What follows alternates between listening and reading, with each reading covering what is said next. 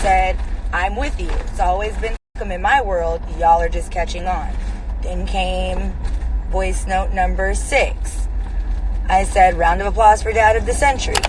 Then came 3 more voice notes. I never replied. So I didn't call Jess. I did not vent to Jess.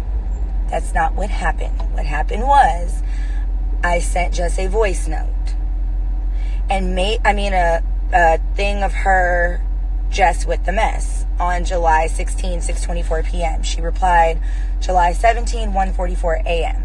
So maybe because all that time, now if I were messy, I could have just released the voice notes. That's not what happened. And maybe so much time went by between when the voice notes were sent and when I played them on my live that maybe there was maybe she forgot like how it happened. I have since talked to Jess about my position. So this is not a bash on Jess. Jess and I are good. I just spoke to her the other day.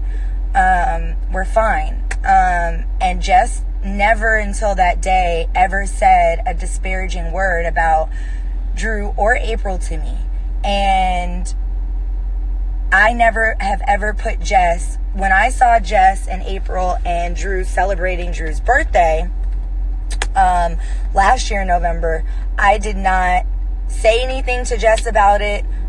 Contrary to popular belief, I'm not that type of person. I'm not the person that picks up the phone like, oh, you're hanging out with them? F*** you.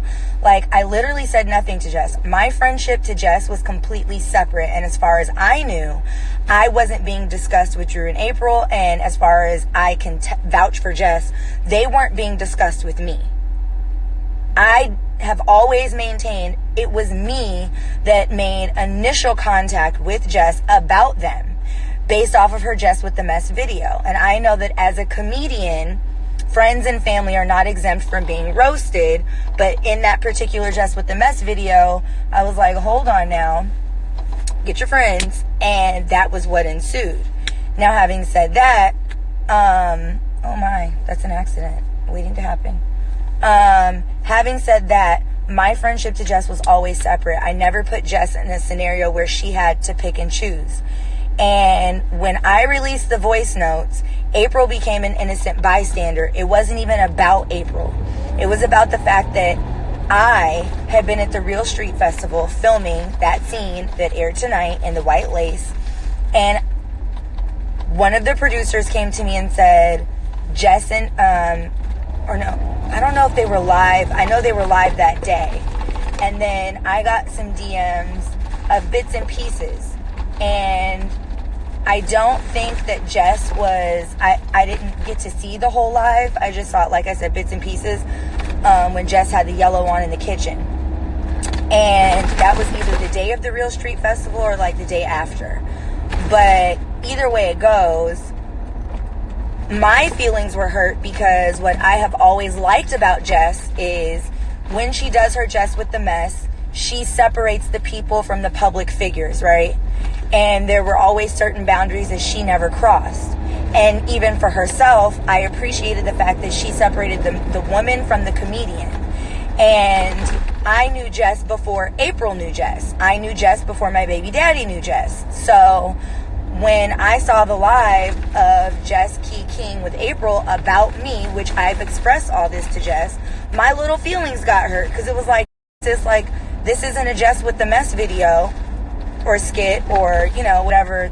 You know enough, to know that what I go through with the father of my child is very real. And so I was like, what did I do? Like, I've never said an ill word about you, Jess. I would never let anyone say an ill word about you in my presence. So to encourage by laughing or whatever at whatever it was that Apryl was saying, I felt like that was hurtful towards me. And I never felt like they wouldn't be friends for forever. Good girlfriends make up and break up, all the time. So I never said anything to anyone about the voice notes ever until that day. I was like, that, like, I don't know what was said about me, And I can't trust anybody.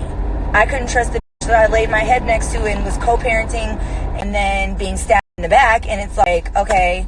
And then everyone likes to call me a victim, but no one actually knows what's going on off camera until I say something. But because it was never a public display until I lose my and go on a rant, then it's, oh, she's, in love with him. Oh, she wants him back. No, I'm just tired of things not being relayed truthfully. Everybody said what they said. Everybody did what they did. And I don't have to like Apryl, like I said, to give credit where credit is due. I'm not a fucking hater. I've never said that girl was ugly. I've never said anything about the way that girl parents her children, how she should go about mending the co-parenting relationship with the father of her children. I've never said she's not talented. I've never said any of those things. And what I can appreciate about Apryl is if she says it, if she does it, she stands on it. Period. So she said what she said. She did what she did. Like I saw in the clip online. I said what I said. I did what I did. I can appreciate that. I don't have to agree with what you say, what you do, to respect the fact that you'll say it and do it and then stand firm on it. So everybody is going to have to just say how things actually transpire. And a lot of times I try not to focus on semantics, just in case y'all don't know what that means. It's details, the who, the what, the when, the why, the where, the how. I try not to focus on that. I try to focus on the moment. Did you say it? Yes or no? The semantics are irrelevant. Did you do it? Yes or no? The semantics are irrelevant. Just, yes, I said it. Yes, I did it. I'm sorry or I'm not sorry.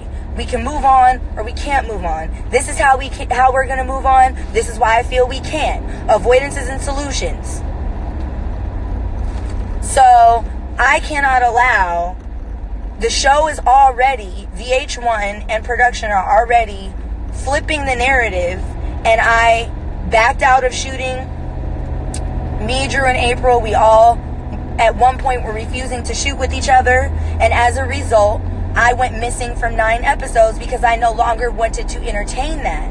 Missing 9 episodes out of 18 episodes, you guys, also means missing 9 checks. So to say I'm there for a check, I literally missed over 100 bands. Straight up. By not wanting to entertain the book. So let that sink the in. I want to leave.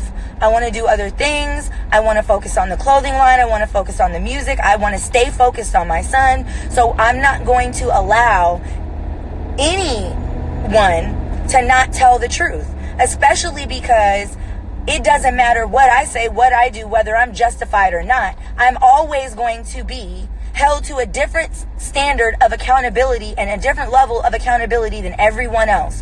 For what reason? Who knows? And at this point, I don't really care. What I do care about is the way that I'm portrayed on this show. And it's been 6 long, dreadful seasons of I'm hung up on my BD, and that's just not the case. I don't appreciate his comments. I don't want to see him successful. I don't want to see him happy. The more you have together, the better for our son. And my son is what matters to me the most. I'm choosing also to leave this show. It's just not good for my mental and emotional well-being. As we've seen me unravel, fall apart, pick myself up, reweave the fabric of my life, glue the pieces back together, and move on. So on my way out the door, I'm just not going to allow certain lies and certain narratives to be manipulated, shifted, or not relayed properly. And this is the only forum I have to control my narrative. I don't have a problem saying I initiated contact with Jess. I don't have a problem saying that. But Jess and I did not get on the phone, and I did not vent to Jess about until afterwards. And the way that Jess and I even came to speaking terms after that was I changed my phone number, and Jess DM'd me. She thought I had blocked her from my phone. And I said, no, I didn't block you from my phone. I wouldn't do that. And I called her. I was asked to shoot a scene with Jess. I said absolutely. Instead of giving me the scene, they gave it to their golden goose, Apryl. So at that point, you know, that let me know right then and there, okay, well, they're about to flip this whole. They don't want me to shoot the scene with Jess. They want Apryl to shoot the scene with Jess because, well, without villainizing me, who really gives a fuck about their storyline? I don't really think anyone cares that they. I think everyone is just flabbergasted and bamboozled and confused at the lack of morality. I think that that's the whole thing. And I had a meltdown in my green screen last week because my position is this. I've done my best to not to paint my son's father in a negative light, all while allowing him to drag me privately and publicly. And now, as a human with a threshold, I've reached a breaking point. I don't want to bite my tongue anymore, and I shouldn't have to be the only one to be the better person. And I'm not Omarion. I have not tapped into that level of higher self and vibration and oneness with, you know, peace. I'm not there yet. And I'm not embarrassed to say I'm not there yet. And I don't know if I will ever get there. But I am very honest and transparent. And I take pride in that. And there are not just one, it isn't just one child. It's not just my child. There are 3 children involved. And if what you're doing as adults is not wrong, then you don't have your children call my son's father by his middle name, Pierre. You have them call him Drew. If what you're doing is not wrong, you don't still to this day swear my son to secrecy. Anything that goes on in my home, I have never told my son he cannot tell his father. He cannot tell Apryl. Cam had a breakdown the other day. I'm calling my dad. Call him. Call him. And I let him call. I bought him a phone. His dad bought him a phone. I bought him an iPad. There's a house phone. I never stop my son from saying anything that goes on in my home and how that affects him. Because if I don't know how it affects him, I can't adjust as a parent. Furthermore,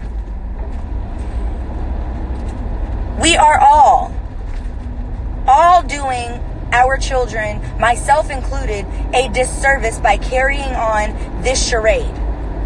And unfortunately, you never know what the damage is going to be until it's too late. And this is the breakdown I had in green screen, speaking for myself and my child and the mistakes that I've made as a parent. Because I don't get to live my mistakes down. I don't get to say, oh, you know, there was no handbook that comes with being a parent. I don't know. I'm taking it day by day. I don't get that. I don't get that leeway. I'm supposed to know what to do, how to do it, and to do it at my highest performance level in any and everything I do as a parent. Because I've been under the microscope since season 1 when we started this back in 2014. Saying that to say, is the damage that we have done to our son going to be irreversible? Is it something that we're going to be able to undo? Is it something that we can stop now? Because if we can stop it now, I need to know how.